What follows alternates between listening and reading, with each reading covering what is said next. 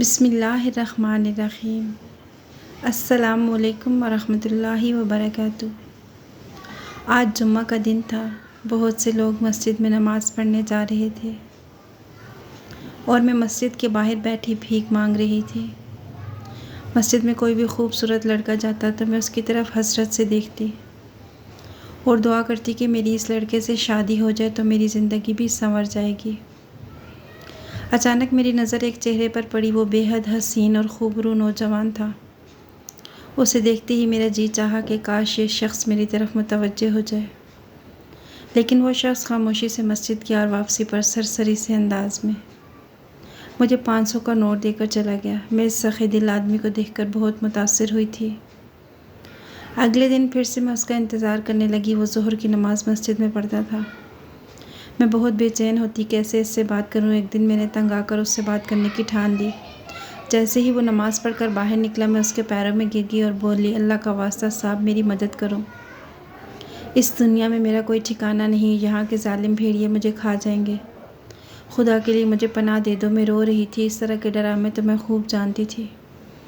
उसने मुझे खुद से हटाने की बहुत कोशिश की, लेकिन जब मैं मुसलसल उसके सामने रोती रही तो उसने तंग आकर कह दिया, ठीक है, मैं तुम्हें अपने साथ ले जाता हूँ। उसकी ये बात सुनकर मेरे दिल में खुशी की लहर दौड़ गई। उसने मुझे अपने साथ पिछली सीट में गाड़ी पर बिठा दिया। मेरे दिल में और कोई नहीं था। सारा रास्ता वो खामोशी से बैठा रहा। तकरीबन 1 घंटे बाद गाड़ी एक घर के सामने जाकर रुकी। वो मुझे अंदर ले गया। घर ज़्यादा बड़ा नहीं था। मेरे जहन में कई सवाल थे, लेकिन मैं खामोश रहना मुनासिब समझा। जैसे ही हम अंदर दाखिल हुए, एक औरत बाहर आई। उसने मेरे साथ खड़े शख्स को सलाम किया। तभी एक आदमी भी कमरे से बाहर आया। इसके बाद उन दोनों में कुछ गुफ्तगू हुई, जिसके बाद यही तय हुआ कि मैं अब यहीं रहूँगी और मेरा सारा खर्च वो शख्स उठाएगा, लेकिन वो मुझे अपने घर लेकर नहीं जा सकता था।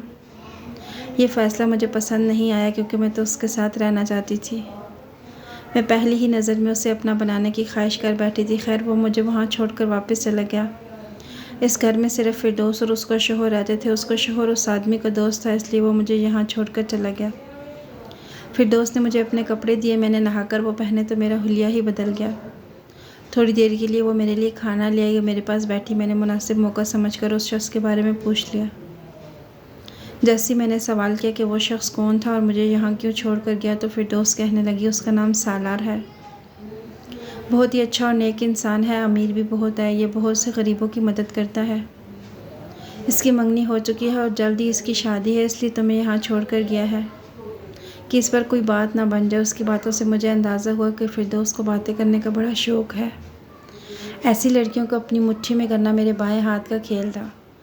मैं अपनी पिछली कहानी को फरामोश करके आगे की सोचों में गुम हो गई। 3-4 दिनों में ही फिरदौस को मैंने अपना गर्विदा बना लिया। फिर एक दिन वो मेरे पास बैठी अपने दुखड़े सुना रही थी, तो मेरे जहन में ख़्याल आया कि ये सही वक्त होगा जब मैं अपना ड्रामा शुरू करूँ।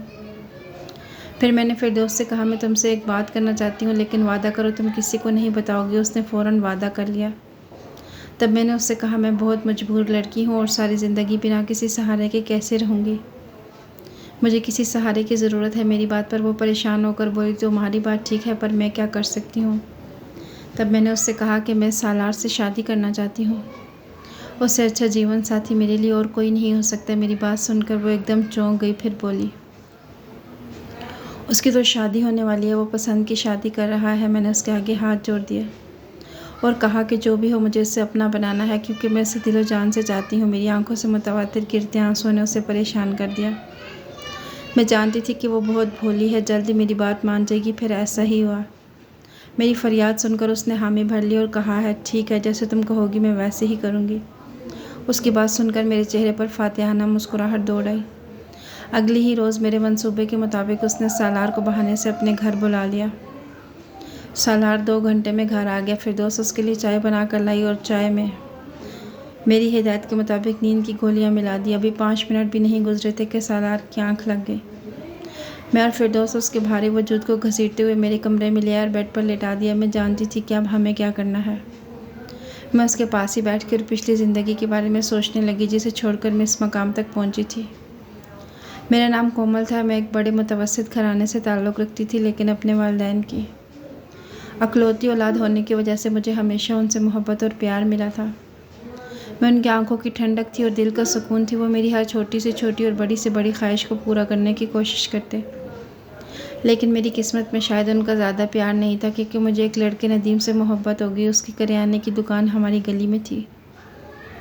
मैं उसकी दुकान पर अक्सर सौदा लेने जाया करती। वो मेरी जानिब बड़ी मानी खेज़ निगाहों से देखता। मुझे भी वो अच्छा लगता था। उसने मुझसे कहा, मैं तुमसे मोहब्बत करता हूँ, शादी करना चाहता हूँ। मैंने कहा, मेरे अब्बा को पता चला तो वो मुझे मार डालेंगे। मेरी बात सुनकर उसके चेहरे पर मुस्कुराहट फैल गई। वो बोला, अब्बा की फ़िक्र मत करो, मैं सब कुछ संभाल लूँगा। उसकी बात ने मुझे तसल्ली दी। आहिस्ता आहिस्ता हमारी मुलाकातों का सिलसिला बढ़ने लगा। उसके बगैर मेरा दिल नहीं लगता था। अभी हमारी मोहब्बत को परवान चढ़े ज़्यादा दिन नहीं गुजरे थे कि अब्बा ने कहीं मेरे रिश्ते की बात शुरू कर दी। मैंने घर के हालात जाकर नदीम को बताए तो नदीम मेरी बातें सुनकर परेशान हो गया। अचानक उसने कहा, हम दोनों यहाँ से कहीं दूर चले जाते हैं। इस तरह हम दोनों आसानी से निकाह करके अपने इस रिश्ते को जायज़ नाम दे सकते हैं। उसकी इस बात ने मुझे अच्छा खासा चौंका दिया। वो मुझे घर से भागने का कह रहा था। मैंने नफ़े में सर हिला दिया और वहाँ से वापस चली गई। घर जाकर मेरे जहन में बार बार ख्याल आ रहे थे कि मैं नदीम को कैसे हासिल कर सकती हूँ। उसी शाम मेरे ससुराल वाले आए। उन्होंने मेरी तारीख़ तय कर दी। अब ये चीज़ मेरे लिए नाकाबिले कबूल थी। मैं कैसे किसी ऐसे शख्स के साथ शादी कर सकती थी जिसे मैं जानती भी नहीं थी। बस फिर अगले रोज़ मैंने नदीम से कह दिया कि मैं तुम्हारी हर बात मानने के लिए तैयार हूँ। मेरी बात सुनते ही उसके चेहरे पर मुस्कुराहट आ गई। उसने मुझे आगे का सारा प्लान समझा दिया। जैसे ही रात हुई मैं घर से भाग गई। नदीम पहले से मेरा मुंतज़िर था। हम दोनों बस स्टैंड पर पहुंच गए। वहां से हैदराबाद की बस पकड़ी और रवाना हो गए। मुझे सारे रास्ते माँ बाप की जुदाई का दुख हो रहा था। मैं जानती थी कि अब मैं कभी भी वापस नहीं जा सकती। नदीम मुझे एक गांव जैसे इलाके में ले आया। वहाँ पर हम दोनों एक किराए के मकान में रहने लगे। मैंने उस घर में पहुँचते उससे कहा कि हम दोनों निकाह कर लेते हैं। मेरी बात पर उसने मोहब्बत से मेरी तरफ देखा और बोला, हाँ, अब हम जल्द शादी कर लेंगे। उसकी बात सुनकर मुझे तसल्ली होगी। वो भी तो मेरी खातिर अपना घर बार छोड़ आया था। नदीम पहली बार मैं और नदीम एक साथ रह रहे थे। ज़िंदगी बहुत खूबसूरत लगने लगी। यूँ ही 7 दिन गुजर गए। मैंने उससे निकाह की ज़िद की कि आज तो हमारा निकाह हो ही जाना चाहिए। पहले तो वो यूँ ही टालता रहा, लेकिन जब मैंने अपनी ज़िद ना छोड़ी तो उसने कहा, ठीक है, मैं जाता हूँ, निकाह के लिए मौलवी साहब को लेकर आता हूँ। ये कहकर वो बाहर चला गया और मैं तैयार होने लगी। मगरिब की अजान होगी मगर वो लौट कर नहीं आया। मैंने उसका बहुत इंतज़ार किया मगर उसकी कोई ख़बर ना आई। पूरी रात मैंने अंगारों पर गुजार दी। मेरे पास कुछ नहीं था जिससे मैं साबित कर सकती कि उसका और मेरा कोई ताल्लुक़ था। इसके बाद वो फिर कभी लौट कर नहीं आया। महीना ख़त्म हुआ तो मालिक मकान ने किराए की डिमांड कर दी, जो कि मैं पूरी नहीं कर सकती थी। अगले महीने की 10 तारीख को उसने मुझे धक्के देकर घर से बाहर निकाल दिया। अब मेरे पास रहने के लिए कोई भी ठिकाना नहीं था। मेरी मंजिल कहाँ थी मैं नहीं जानती थी। 2 दिन तक ठोकरें खाती रही। जब मुझे कोई ठिकाना नहीं मिला, मुझ जैसी लड़कियाँ जो माँ बाप का सर झुका कर जाती हैं, उनके साथ यही होता है। तो मैं अपना पेट पालने के लिए मस्जिद के आगे भीख मांगने लगी। मुझे कोई अपना ना लगता था। लेकिन जब एक रोज़ सालार को देखा तो लगा, इससे अच्छा इंसान कोई हो ही नहीं सकता। इन्हीं सोचों में डूबे, न जाने कब मेरी आँख लग गई, कुछ पता न चला। लेकिन सुबह का सूरज अभी सही तरह तुलू नहीं हुआ था कि मेरी आँख खुल गई और मैंने वही किया जो मेरे प्लान का हिस्सा था। मैं ज़ोर ज़ोर से चीखने लगी। मेरी आवाज़ पर सालार भी उठकर खड़ा हो गया। इतने में फिरदौस और उसका शोहर भी कमरे में आ गए। तब मैंने चीख चीख कर कहा, इस शख्स ने मुझे रात को नशे वाली चाय पिलाई थी। मैं बेहोश हो गई। ये कहकर मैं फूट फूट कर रोने लगी। वो अपनी सफाई में कुछ कहना चाहता था, लेकिन मेरी चीखों पुकार सुनकर फिरदौस के शोहर ने उसे धक्के देकर घर से निकाल दिया। बहरहाल मैं उसे हर हाल में पाना चाहती थी। अगले दिन मैं उसके घर पहुंच गई। उस बंगला नुमा घर में दाखिल हुई तो मैंने मुलाजमा से सालार की अम्मी को बुलाने का कहा। चंद ही मिनटों बाद सालार की वालदा मेरे सामने बैठी थी। वो पुरवकार शख्सियत की खूबसूरत खातून थी। उनकी नज़र में कई सवालात थे क्योंकि वो मुझे पहचानती नहीं थी। उनके सवालों से पहले ही मैं उनके पैरों में गिर गई और फूट फूट कर रोने लगी। मेरे इस तरह से गिरने पर उन्होंने कहा, बेटी तुम कौन हो और तुम्हें क्या मसला है?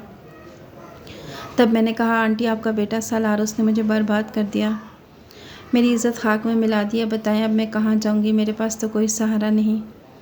वो मुझसे शादी भी नहीं करना चाहता। ये सुनकर उसके चेहरे के रंग बदलने लगे। उन्होंने मुझे अपने पैरों से उठाया और अपने सामने खड़ा करके पूछा, ये तुम क्या कह रही हो लड़की? मैंने उनके आगे हाथ जोड़ दिए और सारी कहानी सुना दी। फिर कहा, आंटी मैं बिल्कुल सच कह रही हूँ, आप बताएं मैं कहाँ जाऊँ? फिर मैं ज़ोर ज़ोर से रोने लगी। इतने में सालार भी घर में दाखिल हुआ। मुझे देखकर उसके चेहरे के तासुरात बदलने लगे, लेकिन मैंने अपनी कार्रवाई जारी रखी। और कहा, आपका ये बेटा मेरी ज़िंदगी बर्बाद करके अब अनजान बन रहा है। सालार की माँ ने अपने बेटे से पूछा, क्या तुमने इस लड़की के साथ रात गुजारी है? सालार ने माँ को जवाब दिया, हाँ, मगर इससे पहले कि वो कुछ कहता उसकी माँ ने उसे एक ज़ोरदार थप्पड़ मारकर चुप करवा दिया। अब उस औरत को भी मेरी बातों पर यकीन आ गया था। सालार कुछ कह नहीं लगा था कि उसकी माँ ने उसे फिर से टोक दिया और कहा कि तुम सिर्फ मेरी बात सुनो। अब तुम इस लड़की से जल्द अज जल्द निकाह करो, इसी वक्त जाओ निकाह का बंदोबस्त करो। सालार माँ के हुक्म के आगे मजबूर हो गया। वो खामोशी से वहाँ से उठकर चला गया और उस औरत ने प्यार से मुझे गले लगाया और कहा कि इस ख़ानदान में कभी किसी के साथ नाइंसाफ़ी नहीं हुई तो तुम्हारे साथ कैसे हो सकती है? सालार की माँ ने अपने बेटे की शादी उस लड़की से तोड़कर उसकी शादी मेरे साथ करवा दी। सालार की मंगेतर का रो रो कर बुरा हाल था, मगर मुझे उसकी कोई परवाह नहीं थी। मेरी सारी परेशानियां ख़त्म हो चुकी थी। शाम का वक्त हो गया लेकिन सालार नहीं लौटा। उसकी अम्मी भी काफ़ी परेशान नज़र आ रही थी। इसके बावजूद उन्होंने अपनी तवज्जो मेरी तरफ से कम नहीं की थी। शाम को मैं और उसकी अम्मी चाय पी रहे थे जब अचानक घर में सालार दाखिल हुआ। उसके साथ निकाह खां और 3 लोग और मौजूद थे। उसे देखकर मेरे चेहरे पर मुस्कुराहट आ गई। वो लम्हा मुझे ख्वाब लग रहा था। फिर अगले लम्हे बड़ी सादगी से हम दोनों का निकाह हो गया। मुझे हल्का फुल्का ज़ेवरात और मेकअप पहनाकर सालार के कमरे में बिठा दिया गया। मैं अपनी ज़िंदगी से बेहद खुश और मुतमईन थी, मगर कुछ देर बाद सालार कमरे में दाखिल हुआ। उसके हाथ में कागजात थे। वो आया, मेरे पास बैठा। मैं जो उससे प्यार मोहब्बत की बातें सुनने का सोच रही थी, मेरे ख्वाबों को वो किस अंजाम तक पहुंचाने वाला था, मैंने सोचा भी नहीं था। उसने हक महर में लिखी 5 लाख की रकम मेरी झोली में रख दी। मेरे चेहरे पर 5-6 ज़ोरदार थप्पड़ मारे। मेरा दिमाग चकरा कर रह गया। मेरी आंखों के सामने अंधेरा आ गया। तब उसने कहा, यह तुम्हारा तलाकनामा है। तुमने ये सारा ड्रामा सिर्फ पैसों के लिए रचाया था। अब तुम्हें पैसे मिल गए हैं, मैंने अपना बदला भी ले लिया है। अब तुम यहाँ से निकल जाओ, इससे पहले कि मैं तुम्हें पुलिस के हवाले कर दूँ। मेरी आंखों में बहुत आंसू आ गए। मेरी किस्मत कैसी थी, शादी की रात ही शोहर ने मुझे तलाक दे दी। मैं ज़ोर ज़ोर से रोने लगी। मेरी चीखों पुकार सुनकर उसकी अम्मी हमारे कमरे में आ गई। वह हैरान थी कि ये क्या हो रहा है, लेकिन सालार ने उन्हें साफ अल्फाज में कह दिया कि मैंने इस लड़की से अपना बदला ले लिया है। अब अगर आप लोगों ने इस मामले में दखल अंदाजी की तो मैं ये घर छोड़कर चला जाऊँगा। इस बात पर सालार की माँ चुप हो गई। मैं रोती वहाँ से निकल आई और एक पार्क में बैठ के काफ़ी देर तक रोती रही। मुझे रोता हुआ देखकर एक 7 आदमी को गिरोह मेरे पास आया। वो लोग मुझसे रोने की वजह पूछने लगे। मैं उनसे डर गई और भागने लगी। तभी उन लोगों ने मेरे सर पर हाथ रखा और कहा कि हम सातों को अपना भाई समझो, हमसे डरने की ज़रूरत नहीं, हम तुम्हारी हर तरह से मदद करेंगे। तब मैंने रोते हुए अपनी सारी कहानियों ने सुना दी। मेरी बातें सुनने के बाद वो बोले, बहन तुम फिक्र ना करो, हमारे पास ऐसा फ़न है कि हम किसी को भी बड़े से बड़ा नुकसान पहुंचा सकते हैं। हम तुम्हारे इस मसले को हल कर देंगे। इसके बाद उन्होंने मुझे एक कागज़ दिया और कहा कि मैं इसे एक कब्र में दफना दूँ। पहले तो मुझे बहुत डर लग रहा था क्योंकि ये अजीब सा काम था, लेकिन बदले की आग मेरे अंदर ऐसी भड़क रही थी। मैं हर हाल में सालार से इंतकाम लेना चाहती थी। मैं इन 7 भाइयों के लिए काम किया करती थी। मैं गुनाह की राह पर लग गई थी। वो 7 भाई काला इल्म करते थे, जो कहते थे मैं वैसे ही करती। मैं उनकी टीम का हिस्सा बन चुकी थी। एक रोज़ किसी काम से बाज़ार की दुकान के सामने मुझे एक आदमी नज़र आया जो ज़मीन पर ऐसे लेटा था जैसे कोई माजूर इंसान लेटा हो। हर कोई उसे कुछ न कुछ देकर जा रहा था। जब मैंने उस शख्स का चेहरा देखा तो मेरे होश उड़ गए। ये वही था जिससे मैं बेपनाह मोहब्बत करती थी। वो सालार था, लेकिन आज उसका रोब और पुरवकार शख्सियत, हर चीज़ मिट्टी में मिल गई थी। मेरा दिल खून के आंसू रोने लगा। मैं उससे बदला लेना चाहती थी, मगर उससे इस अंजाम तक पहुंचाना नहीं चाहती थी। मैं वहाँ से मुड़कर भाग गई। मेरा दिल तेज़ी से धड़क रहा था। मेरे अंदर एहसास नदामत इस कदर बढ़ गया था कि मैं उसका सामना नहीं कर पाती थी। मैंने सोच लिया कि मैं कल सालार के घर जाऊंगी, उसके घर वालों को सारी सच्चाई बताकर सालार को उसके घर ले जाऊंगी, लेकिन अल्लाह को कुछ और ही मंजूर था। उसी रात मुझे फालिज का अटैक हुआ और मैं खुद माजूर हो गई। ये सदमा मेरे लिए बहुत बड़ा था। मैं अपने पैरों पर खड़ी नहीं हो सकती थी, मगर मेरे जहन में बार बार उस शख्स का ख्याल आता था जिसे मैंने बर्बाद किया। जैसे ही मेरी तबीयत थोड़ी संभली, व्हील चेयर पर मैं अपने भाइयों के पास गई और उनसे कहा कि इस जादू का कोई तोड़ वगैरह करो, तो उन्होंने उल्टा मुझे ही डांटा और मुझे बर्बाद कर दिया। मेरी बात सुनकर वो हंसने लगे और कहने, जादू सिर्फ उन लोगों पर असर करता है जो दीन से दूर होते हैं।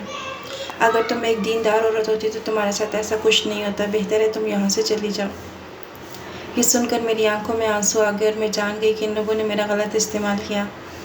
अगले दिन मैं हिम्मत करके उस लड़की के पास गई जिससे मैंने सालार को दूर किया था।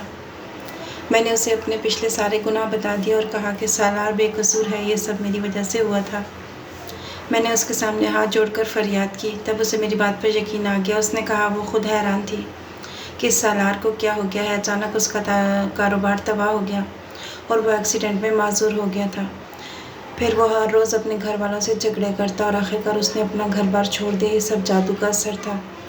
मैं उसे अपने साथ वहाँ ले गई जहाँ मैंने सालार को देखा था। मैं खुद वापस आ गई क्योंकि मुझ में उसका सामना करने की हिम्मत न थी। मुझे एक सुकून और इत्मीनान मिल गया था। सालार की मंगेतर ने इस जादू का तोड़ करवा लिया। कुछ दिनों बाद मुझे सालार उस लड़की की शादी की खबर मिली जिसे सुनकर मेरा दिल बेहद खुश हो गया। मेरी ज़िंदगी का मकसद पूरा हो गया। अब मैं आसानी से मौत को गले लगा सकती थी क्योंकि मेरी ज़िंदगी में हर तरफ सुकून था। शायद आपको जब तक ये कहानी सुनने को मिले मैं मर चुकी हूँ, लेकिन आपसे एक दुआ है, मेरी मग़फ़िरत के लिए दुआ ज़रूर कीजिएगा और मज़ीद ऐसी अच्छी वीडियोज़ के लिए चैनल को सब्सक्राइब कीजिएगा। अल्लाह हाफ़िज़।